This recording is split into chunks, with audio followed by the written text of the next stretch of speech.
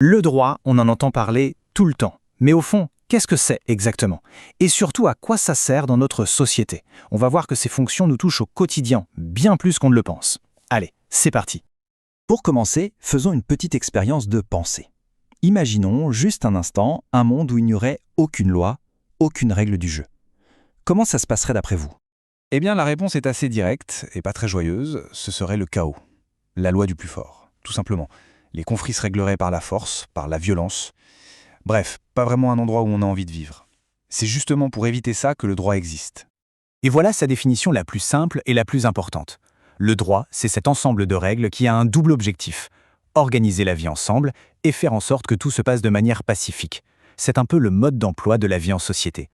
Pacifier et organiser, voilà, on a là les deux missions fondamentales du droit. Alors regardons d'un peu plus près ce que ça signifie concrètement.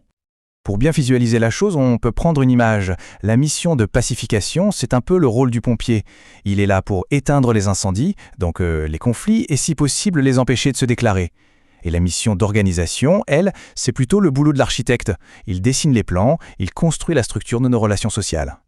Commençons donc par la première mission, pacifier. L'objectif numéro 1 ici, c'est de garantir ce qu'on appelle l'ordre public, c'est-à-dire en gros la sécurité et la tranquillité pour tout le monde. Sans ça, la vie en société est tout simplement impossible. Alors comment le droit fait-il pour maintenir la paix? D'abord, il pose des interdits très clairs. Interdit de s'en prendre aux autres physiquement, interdit de voler, de dégrader. Et ce qui est crucial, c'est la menace de la sanction. Rien que la peur de se faire punir, ça suffit souvent à dissuader la plupart d'entre nous. Et si, malgré tout, un conflit éclate, le droit est là pour offrir une solution juste sans qu'on ait besoin de se faire justice soi-même. Mais attention, il ne faut pas voir le droit uniquement comme une grande liste de tu ne feras pas. Sa deuxième mission est tout aussi essentielle. C'est un outil qui vient construire, qui vient structurer nos vies. Et quand on y pense, le droit est vraiment partout. Il organise la vie de famille, par exemple, avec les obligations des parents envers leurs enfants. Il encadre le monde du travail, avec des choses comme le SMIC ou le contrat de travail. Quand on fait un achat, le droit nous protège en tant que consommateurs. Et même sur la route, heureusement que le code de la route est là pour éviter que ce soit l'anarchie totale. D'accord, donc le droit pacifie et organise. Mais au fond, qu'est-ce qui fait qu'une règle de droit est une règle de droit? Qu'est-ce qui la différencie d'une simple règle de politesse ou d'un principe moral? Qu'est-ce qui lui donne toute sa force? Eh bien, tout tient en 3 caractéristiques, 3 mots-clés à retenir. Une règle de droit, c'est obligatoire, générale et légitime. On va détailler ces 3 points.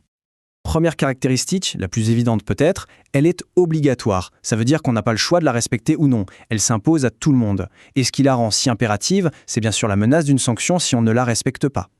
C'est là qu'on voit très bien la différence avec une règle de morale. Si on ne respecte pas un principe moral, comme aider son prochain, la seule sanction, c'est notre propre conscience, la culpabilité.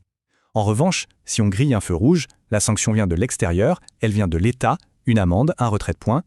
C'est cette sanction organisée par l'État qui la rend vraiment obligatoire. Deuxième point très important, la règle de droit est générale. Ça veut dire qu'elle ne nomme personne en particulier. Elle s'adresse à des catégories de personnes de façon abstraite. Les conducteurs, les salariés, les parents. Et cette idée, elle est vraiment au cœur de notre pacte social.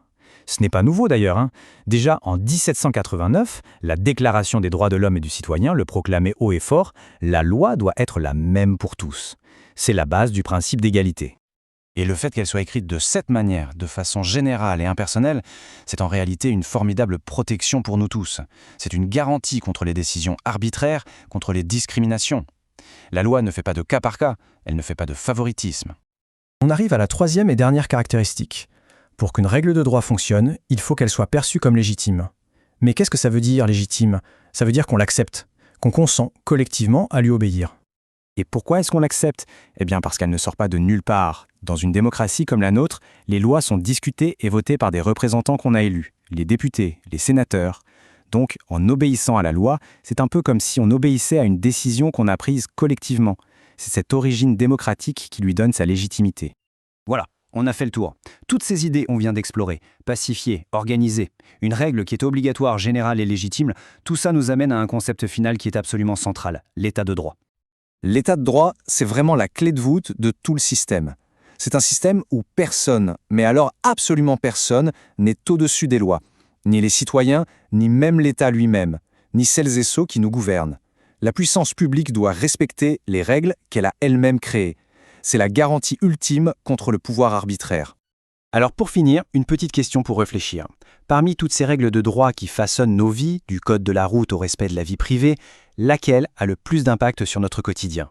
Laquelle nous semble la plus essentielle pour vivre en paix? C'est une bonne question, et la réponse en dit long sur ce qui compte vraiment pour nous en tant que société. Merci d'avoir suivi cette présentation.